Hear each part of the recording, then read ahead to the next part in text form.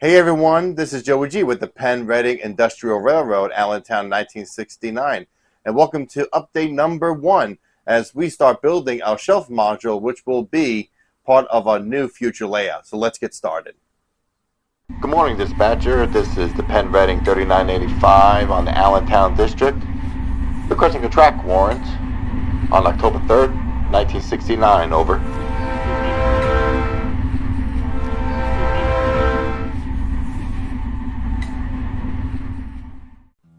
So this is update number 1 because we have started finally building our layout. Now we don't have a room for a layout that we would like to have, but in the future we will have that space. But for now, we are building a shelf module. And this shelf module will be the start for our new Penn Reading layout. And this will be featured in the era of 1960, or the year 1969.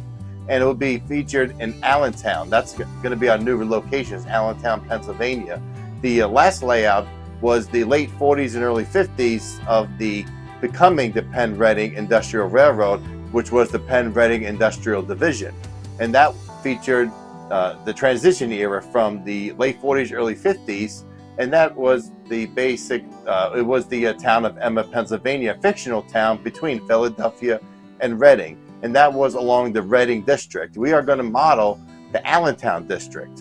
And so the railroad in 1968 became slightly smaller because the Penn Central bought the line from Harrisburg to Reading. And so now there was a connection with the Penn Central in Reading, Pennsylvania. And so a lot of through traffic from the Penn Central made its way from Reading all the way to Allentown, which is the other terminal on the Penn Reading Industrial Railroad. And so we featured in 1969. It was a huge year, not just for a railroading standpoint or the railroad industry, but also just the world, between pop culture, our culture in the United States, and world culture, from the Vietnam War to the massive hippie movement and even landing on the moon. So there's a lot of things that have happened in 1969. That's why we're choosing the year 1969. And also, it's right before all the major mergers that happens. 1970 was the Chessie system, and then eventually the Burlington Northern came about, and then later on, obviously going further, would be Conrail in 1976. But we wanted to make sure we stayed away from that because we love the Western Maryland, the Baltimore in Ohio, and the Chesapeake in Ohio, and we even enjoy a lot of the railroads. Of course, we want to incorporate the New York Central because me growing up in New York City, I've always been a fan of the New York Central along with the Pennsylvania Railroad. And so we wanted to incorporate both railroads on the system. So to have that we thought it would be really cool to have the Penn Central.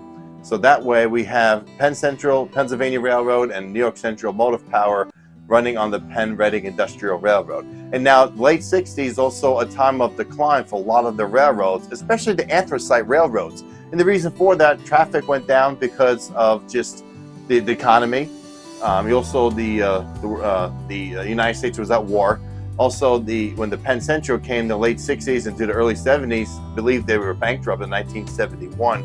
And a lot of the coal industry decreased. And so the anthracite railroads were looking for newer ways to stay afloat. And that's how you started having a lot of the mergers by 1970. And so the Penn Reading Industrial Railroad was no different. They were booming in the early 60s, but by the time 1969 turned around, they were starting to do a decline.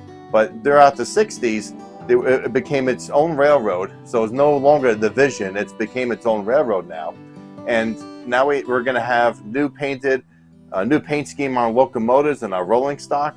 And so we're really excited to show that off in this episode. So again, this is update number 1. I hope you enjoy it. We're going to show you how we're getting started with our new module. Okay, welcome to Hope Street Junction. Hope Street Junction is the name of Amy's grandmother's last name, and her side of the family worked on the Cotton Belt, on the St. Louis Southwestern. And so we paid homage to her railroad family by using the Hope last name. So this is Hope Street Junction. The dimensions are 5 feet long, 2 feet wide. It's a 5x2 module, and it's going to be placed somewhere in the middle of the layout, and it's pretty much the gateway to East Penn Yard on the Penn Reading Industrial Railroad. And also there will be a connection here to the Reading. And so it was very simple construction. We took a friend of ours gave us a piece of plywood, 1 inch plywood. So we cut that to a 5x2, and then we just added 1 inch foam on top of that. And then on the sides here, we added 1x4 plywood, which we drilled holes for the bus wire and the DCC wires to go through. And obviously you have your fascia in the very front. Here's probably a bigger photo of what the whole thing looks like. And then obviously we added a shelf above, so that way we get a nice shadow box feel of our module, plus there's extra shelving on top for storage for our kits and our scenery supplies and rolling stock. The front fascia we're going to probably redo to make it more neater. I kind of rushed the first time. The second time we're going to take our time doing this. And everybody complimented on the lighting. The lighting is honestly just these LED strips that I have used, and you can buy them at Walmart for like 20 bucks. And I've been using these for the last 3-4 years. And honestly, it's they work really great. You could daisy chain them together too.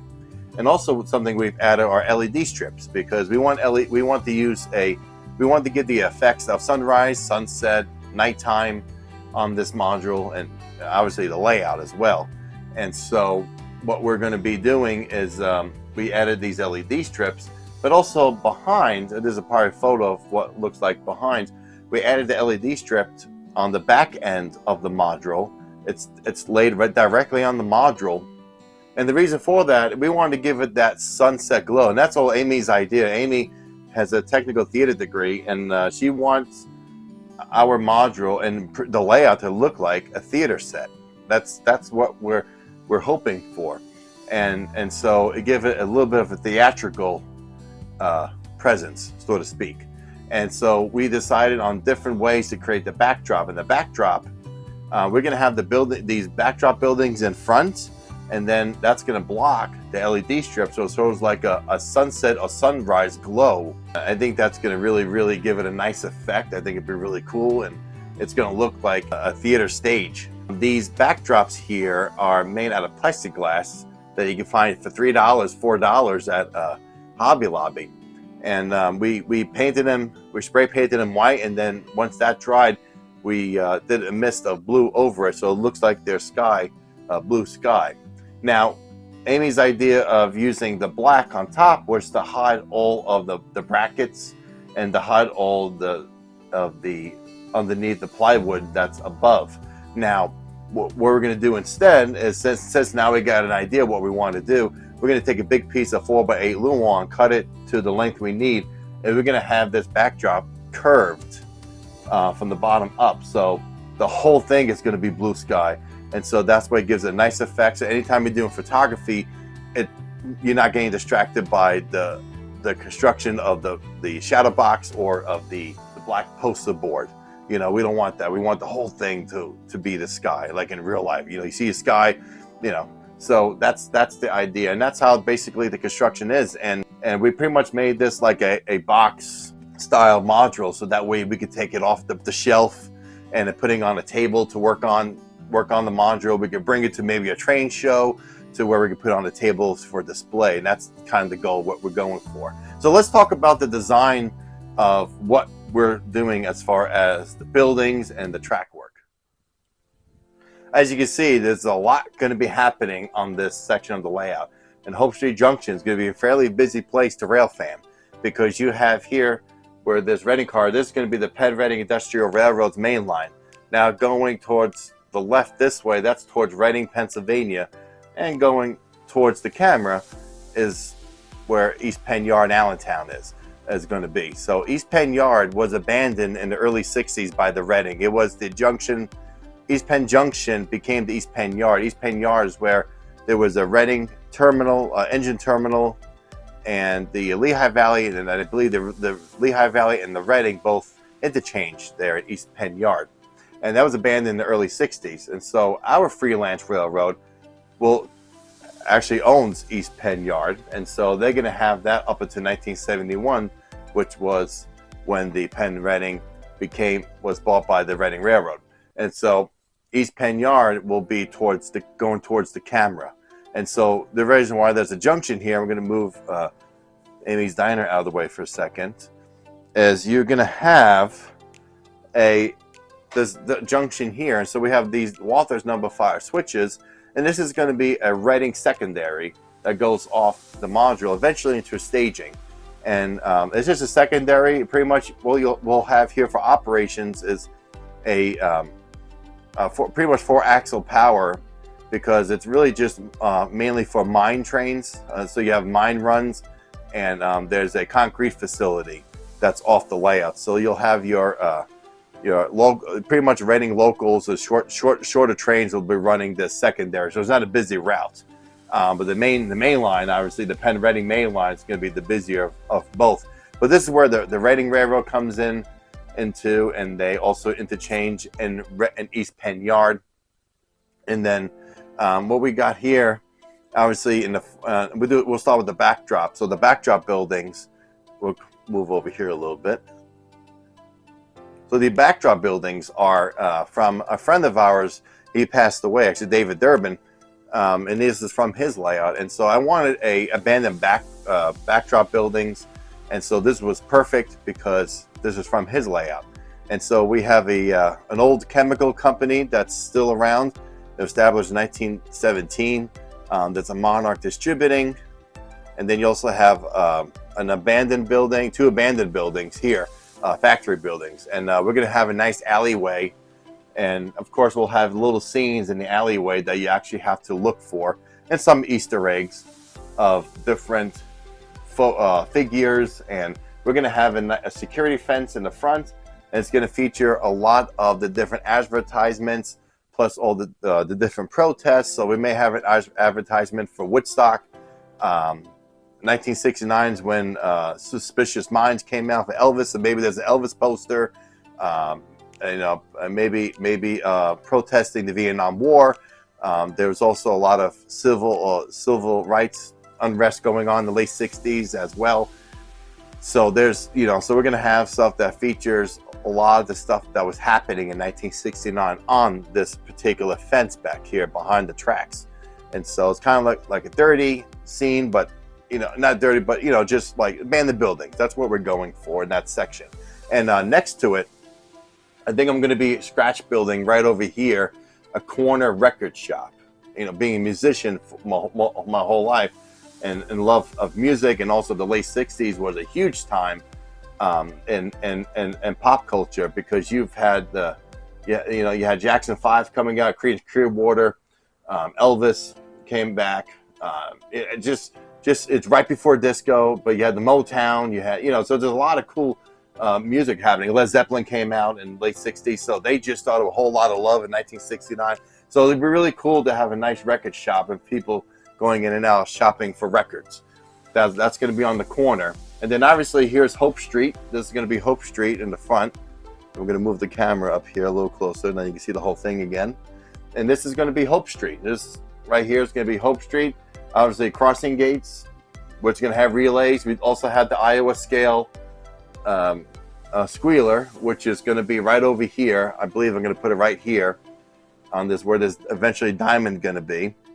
That way it sounds like they're squealing over the guardrails of the frogs of the switches. And then right here is going to be that station that we bought at Novi, and from I think it's Rail Kits is the name of the brand, but it's a beautiful station that's going to come here. And that backdrop building, it's going to be back there.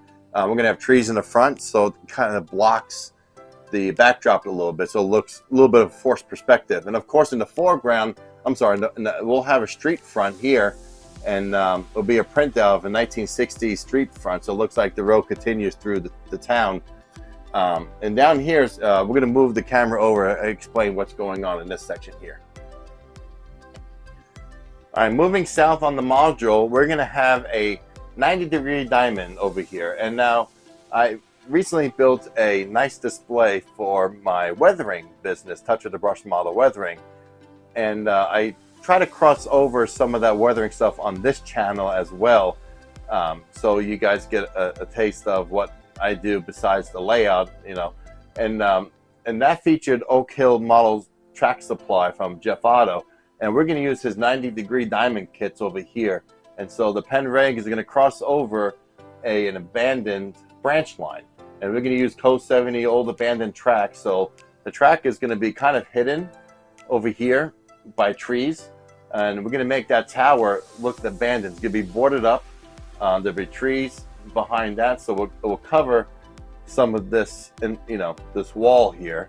That's why it shows like the layout doesn't end. And Amy wants to use mirrors to show that the module does go further than it does, because eventually, you know, it will, but not right now. So we want to show that the main line continues. And I picked these up recently at one of our local train shows in Conway, Arkansas. And I always wanted to create a maintenance of way display. And so these are some of these I don't know, they're Woodland Scenic, it was Scenic, forgot, but they're those metal. And so I was able to grab a few of these for a really good price. And so I'm going to repaint them and weather them up a little bit. But we're going to show just the process of ripping out rail. So the track is kind of ending back here, but here we're going to show a maintenance away crew ripping up rail and taking out the ties. And so this whole section is going to be pretty much negative space. It's going to be, you're going to have some of the maintenance away vehicles, some folks maybe rail fanning, maybe a culvert, and some some short grass, because this is I think we're going to do like September, October 1969. So it's going to be pretty much dead grass in this area. So that way we have a place to not block the view of the town, and there's great opportunities for photography and a lot of the railroad action. And so, I mean, I think this will be a really cool place to rail fan in real life. You know, you have your Penn Reading industrial mainline trains going in and out of Allentown, and then you have the connection with the Reading. And so that's what we're going for here.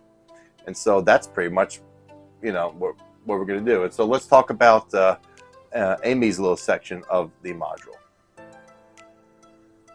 Okay, so we're back over here, and as you can see, this is a diner that Amy's been working on. It's based off a diner that I believe is in Jonesboro, Arkansas, that she used to go to as a kid. And in the foreground here, it's going to be her diner. There's going to be a billboard that she's going to be working on. It's one of the ones that is featured in Pine Bluff, Arkansas, where a lot of her family was from before moving up to Jonesboro. And then we're going to have, obviously it's a 50s style diner. And so we're going to have a lot of the cars, classic cars from the 60s and, you know, early 60s, maybe late 50s over here. So, of course, you got, you know, East Coast Circuits. They do a lot of the headlights and, you know, light up lights on our vehicles and stuff. So she's going to really super detail this scene. I think this scene is going to be an absolute hit on this module. It's going to look so cool with, you know, the vehicles, a very busy restaurant, lights, and all the things you'll get with a restaurant. So we're really excited. I'm really excited to see what she's going to do with this, and I know she is as well. All right, and so I'm going to do an update on some of the rolling stock we've been working on. This is this Reading. This is an old Concord kit, and I was able to upgrade it with couplers and metal wheels. And the next thing we're going to do is add weights to it, and I already did some weathering on that. And so that was a fun little project. And this one's another Concord kit, and this is a 60-foot. I love 60-foot box cars, auto parts cars and stuff. And you know, these little cheap Concord kits I had for years, and might as well use them. And so I gotta do some more work. Here's an Illinois Central Golf. Now I think Illinois Central Golf didn't start to the 70s, but I've just been working on some stuff. I may repaint this into something else, but I'm trying to put it all together. But so there's that as well. And here we have a Northern Pacific, a refrigerated car that actually I bought at a train show, got it for $5. I can't believe that. But I've been working on upgrading it as well, and been fixing the couplers on that. And so why not? I think it's a really cool, interesting car. It's going to look good on the on the layout. I also picked up 3 more of these 40-foot high-cube boxcars. I don't know what it is about these 40-footers. It's just, I guess, the size. They're unique. They came out in the late 60s. And so we have about 5 or 6 of them. And I eventually want to have an industry that features these high-cube boxcars. And so I picked up 3 more. I picked up a Milwaukee Road, a Southern Pacific, and a Cotton Belt. And so I think those are going to look really cool. Actually, the other 2 I have are, I believe it's a Denver Rio Grande and a Union Pacific. So they're all Western 40-foot boxcars. So somehow I can incorporate that on the operating session too, that all these cars came from out west and they deliver goods to the East Coast. I don't know. So we'll figure something out. But I think they're awesome looking little cars, and they're going to look really great on the layout. Also, here are a few cars that I purchased at one of the local train shows as well. I got a great deal. These were like next to nothing. But I was able to pick up 7 of these ore jennies, ex-Pennsylvania Railroad ore jennies. And the cool part is they already have the couplers. So all I got to do is replace the wheels with metal wheels and get them all weathered up. And I do have a few more in storage that I need to add. So I think I have about 10 and 12 of these. And we're almost there to build a whole ore train. Because eventually we're going to have an ore train that goes right to Bethlehem Steel. And so, yeah, I think it's going to be really cool once we get that collection finally, collected. So that way we can start running some ore trains and some steel trains. So I do owe you, my subscribers, the very first sneak peek of our new motive power and the new paint scheme that we are working on. And this is the new Penn Reading GP30s. And the GP30s were bought brand new by the Penn Reading when they first came out. In the early 60s, they had hand-me-down diesel power, so F units, GP7s, Alcos, and they even had the C424s, as you guys know. Those were the Reading engines that were bought hand-me-down from the Reading, and then the Penn Reading just slapped their logo on them. But these are the new engines that they purchased, and from the mid 60s up until the end of the Penn Reading Industrial Railroad, they went with this green. There's a Reading green and this gold standard paint scheme. As you can see here, here's the front of it, as we're still working on the sides. And so that's going to be the new paint scheme of the Penn Reading Industrial. And I'll do have some more photos as we get further along. And I'm not going to show the sides just yet because we're still experimenting on the side logos and the numbers. The number fonts are kind of funky, what I was looking at, and I'm going to redo them. And so I don't really want to spoil it, but that's what we're going to be. That's what the new motor power is going to look like. We do have GP7s, and I believe there's another, I can't remember the other type, but I know we have GP7s, I think a switcher or something that's going to have this paint scheme as well. The GP30s was the main motive power for all of the major road freights that the railroad ran with, and GP7s as well. So we're going to see a lot of that, some Alco power, which are hand-me-down Alco power from the Reading and the Pennsylvania Railroad. And also they bought a few locomotives from the Penn Central that are ex-New York Central and ex-Pennsylvania Railroad. So we're going to have a mix of nice motive power, but this is the new paint scheme for the Penn Reading Industrial Railroad. And we're going to go with the same tradition with the locomotives. We're going to do the same thing with the 86-foot boxcars. We're going to have the green bodies with gold doors, and we're going to have the Penn Reading logo on them. Now, I'm still debating on doing either General Motors or Ford for our automotive facility, and I'm not sure just yet, but we'll see. I'm going to experiment here. I do like the Ford Mustang that came out by 1970, 1969, so we'll see. But I have family that used to work for General Motors as well, so I want to pay homage to them, but we'll see what we'll go with. But these are the some of the projects that we are working on for the railroad. So things are happening, even though it's hard to come out with some videos. I'm still working on some stuff to get things prepared for you guys and get stuff prepared for the railroad. So yeah, a lot of fun stuff that's happening here.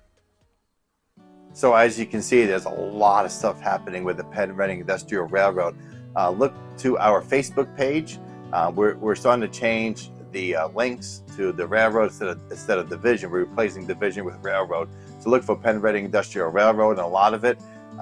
The Facebook page has been booming. We've been trying to put out a post every single day, at least throughout the week, on updates and stuff that we've been doing. So if I can't get a video done on YouTube, you could go to the Facebook page and you'll see some of the updates and stuff that we have been working on to get to the content for these videos. So on that note, guys, thank you so much for tuning in to update number 1. We're going to hopefully do update number 2 very, very soon. You guys take care, and happy model railroading.